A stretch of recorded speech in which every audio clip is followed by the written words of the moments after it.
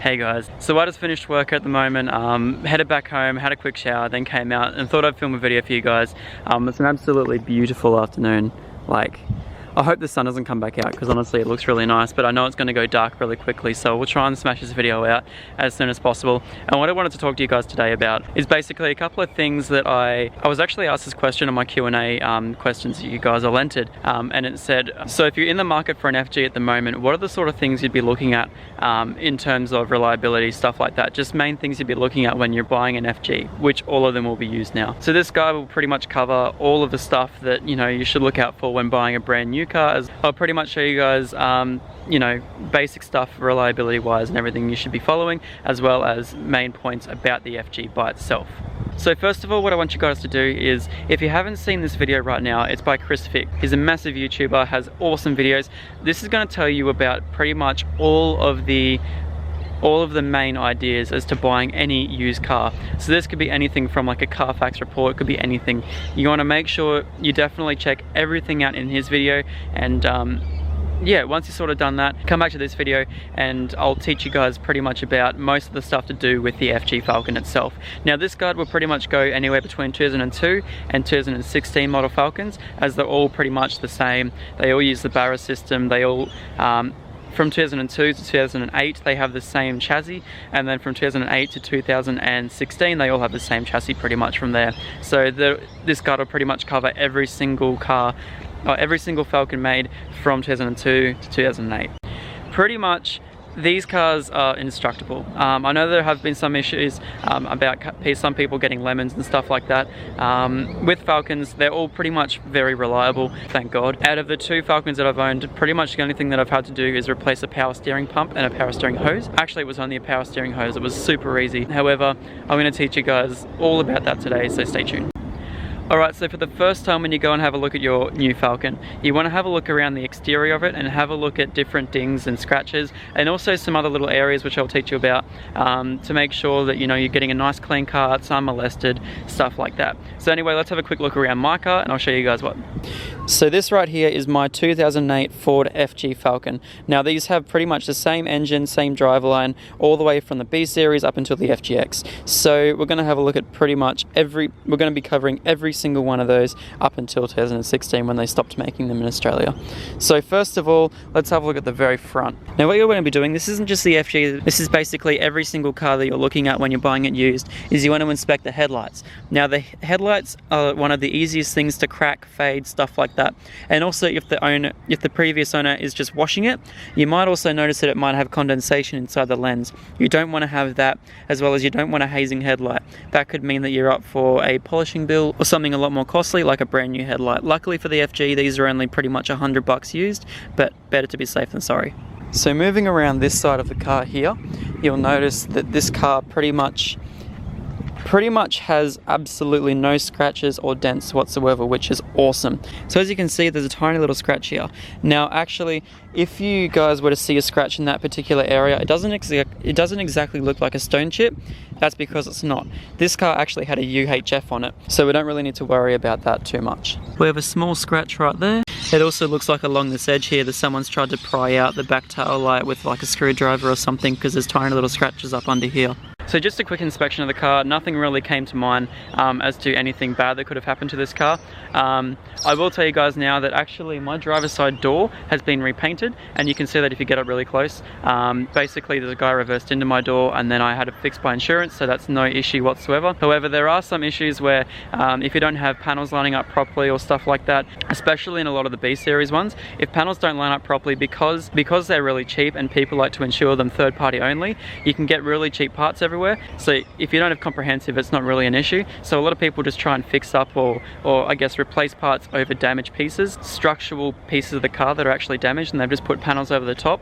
I've actually seen a couple of my friends' cars where we realized that the car was just completely out of whack because it looked like it had been a front-end accident.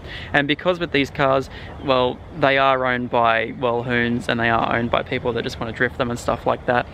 Sometimes we do have issues when it comes to panels not lining up and wheels not fitting and stuff like that. It can all be caused because of small accidents that have happened with the Falcon. Another thing you guys should also look at when it comes to any car that's, well, pretty much cheap and powerful is you want to look at the backside of this right here. Because this is a rear-wheel drive car and two-wheel drive, people will pretty much be doing burnouts, especially in the Falcons, which means you'll have a rubber build-up from the tyre on the backside of this. If you come to an inspection and you see that stuff on the backhand of on the backside of the guard, yeah, it's probably not the best idea you buy that car because probably it has been thrashed. Alright, so now we'll move on to the engine bay.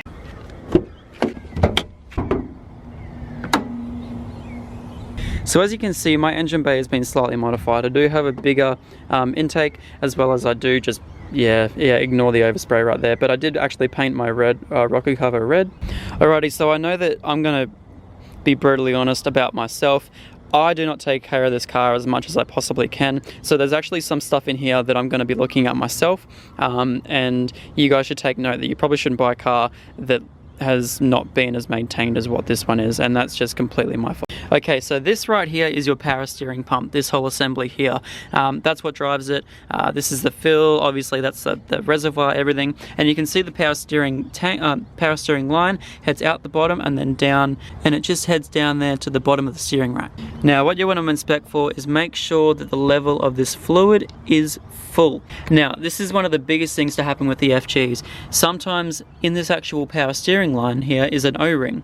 Now a lot of the time that O-ring just breaks down over time, and then as soon as that O-ring breaks down, if you have a look here, it drips out of there to the bottom of this, and then whoop, there's your alternator. So this is what actually happened on my old car. I actually had a leaky power steering line where the O-ring had actually broken down, and then all of a sudden power steering was just disappearing out of my car. I actually went on a Brisbane road trip once in my BA where I went on a cruise and I actually took 2 bottles of power steering because every single time I was stopping I was having to fill it up with power steering, and because it was leaking all over my alternator. Luckily my alternator didn't die. I know of a couple of friends actually the power steering line was leaking and it leaked all over the alternator. Really bad design by Ford to have the O-ring actually inside the hose, but yeah, you know what, it's Ford, it doesn't really matter. Luckily the power steering line is about 60 bucks, power steering pump anywhere between $120 to $200, and then an alternator, I'm not actually quite sure on the price of that. However, they are all pretty cheap and you can find them secondhand pretty much everywhere. Now there's also a noise you guys can listen for if you know your power steering pump is on the way out. So I'll quickly start up my car and I'll see if I can recreate it, because sometimes even just under load it can happen too.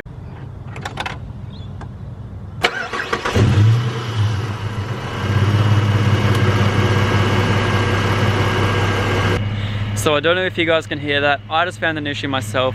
As you can hear, my power steering pump, it has like a little bit of a whine to it. That is the first thing you guys have to listen for with power steering pumps. They will start to whine, and that's when the power steering pump is starting to, you know, just on its way out. So anyway, I'll rev the car up so you guys can hear it a little bit louder, and yeah, you'll be able to hear it pretty easily.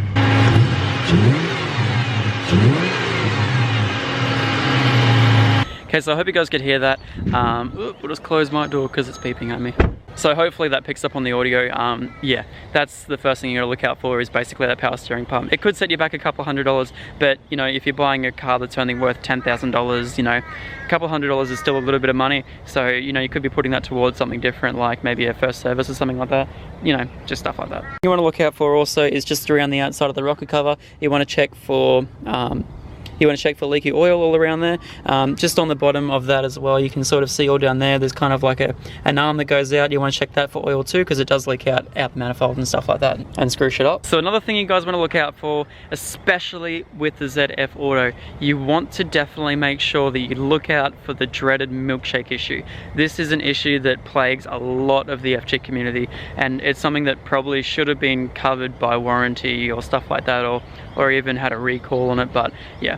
So basically, I believe it's when the coolant mixes with the transmission fluid. I believe there's a cooler in the middle of it that's one solid unit. Over time, the walls of that unit break down. That's when the coolant and the transmission fluid both mix together.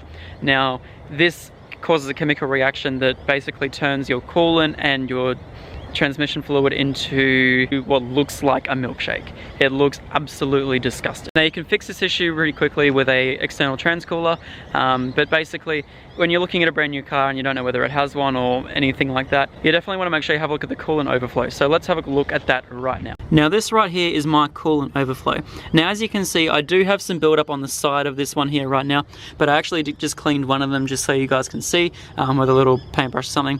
That looks really bad. I know I have to clean it out. I probably have to do a coolant changeover. However, that right there, and thank God it's clear, you can always see through the side of the coolant tank unless it's like a turbo or something and they have like an aftermarket coolant tank. That's where you can always check to see whether your coolant is like green, blue, the colors that it should be, or whether it is a dreaded brown, which you do not want. So definitely make sure you check your coolant tank thoroughly. Yeah. Alright, so another thing that actually came up on all the FG pages and stuff like that is looking out for the 5-speed autos. I don't have an issue with my 5-speed auto. I do thrash it a fair bit on the track and stuff like that. Around town, it always, you know, it always plays a game and stuff like that, and I never thrash it around town. I always save it for the track. However, when it comes to 5-speed autos, they do clap out pretty easily. There's going to be a couple of issues. There's going to be a couple of things you will notice if you go on a test drive with your 5-speed auto, or especially even a 6-speed or anything, even a BTR 4-speed, but you'll notice that they'll start to rev a little bit higher, and they'll also start to clunk into gears. This could mean that your transmission might need a service, or it's possibly on the way out. So a service could range anything, you know, between maybe 300 to some ZFs can get pretty high up. The ZF 6-speed is definitely more expensive than the 5-speed to service, because you do need some special ZF fluid and stuff like that. It's just all of a big joke, to be honest. However, my 5-speed was only $390 to service, which is going to happen next month.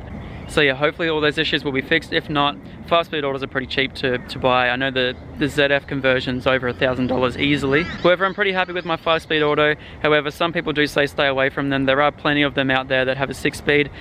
So yeah, 5-speed, 6-speed, you know, you always want to get the 6-speed. They're not that more expensive. See if you can get one. If not, doesn't really matter. But yeah, people just say stay away from them, so I'm going to put it in the video. Alright, so another thing that was also pointed out is a lot of these cars were actually used as ex-taxis or rentals.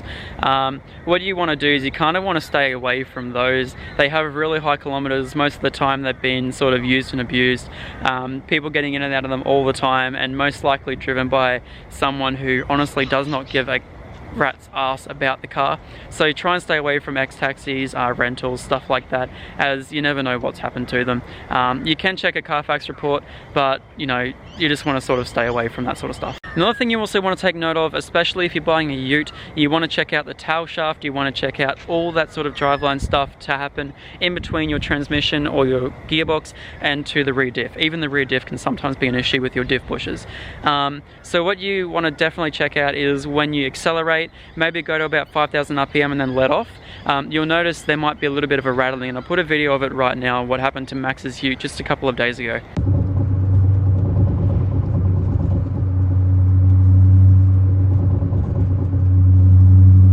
So that right there, what you can hear is actually a center bearing. This basically is just where the tail shaft sits in. They go all the time. Max recently had his done again, and I think they're anything between maybe $400 to $800 depending on what work you get done. You can upgrade them to a Ford F-150 center bearing, however, but when you're first buying your FG, you want to sort of stay out of that, because there could be a lot of hidden costs, especially when there's knocking on the underside of your car. You kind of want to stay away from that, and this happens with FGs all the time. So basically a lot of the issues to do with the driveline on the Falcons can be sorted out pretty easily.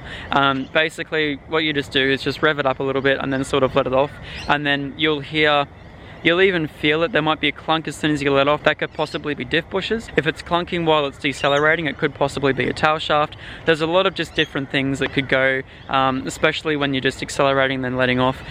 Could be your auto, could be a transmission, could be a gearbox, could be a diff bushes, could be a center bearing, could be anything. So just make sure when you go for a test drive, just make sure you just, you know, let it on, let it off, let it on, just different RPMs, just to see if you can make the car sort of bounce or jump or lurch, or, you know, make it knock in any way, shape or form.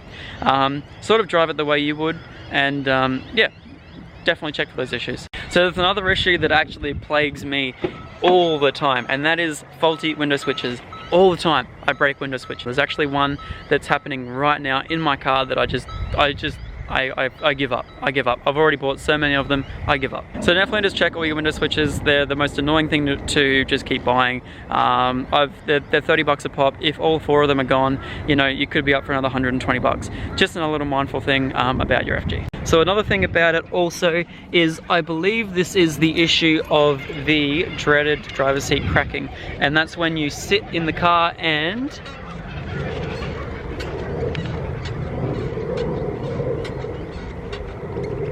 that right there could possibly mean that your driver's seat is actually cracked. It's an issue that happens to most FGs where they have a creaky seat. Yeah, it's basically just one of your little, it's basically just one of the holders that just holds it down to the floor is cracked. The seat stays in the right position perfectly fine, so don't stress about that. Yeah, another little thing. Oh, and also mind the lack of dash spears in my car too. I actually screwed up painting the dash spears, so I'm gonna keep trying. I guess this sort of concludes most of the video. There are some other issues that do happen with them, but you know, they're a lot cheaper and stuff like that. Didn't really want to make this video absolutely too long. This was just the main issues that normally go with the FGs. There's probably some that I missed out, and I really apologize if I did. If you do have any issues with FGs, feel free to message me, email me, contact me on Facebook, do anything, I'll get the right answers for you. There's a lot of people out there that can help you. There's a couple of Facebook pages like Club FG. There's also my page called Ford Mafia, and if you click on the Facebook link down below, you can go to my Ford Mafia page as well. So quickly jump on there and come and ask me questions. Come ask about, you know, 1,000 people at the moment questions. Write it in the comments, do everything you can, because there's always going to be someone out there who has an answer for you if you're not quite sure. Pretty much the #1 issue that you're going to have with a Falcon is the fact that you're going to make Holden owners cry. I'm just going to put a little bit of an exhaust clip in here because it's pretty much a deserted area and I don't get many chances to do it.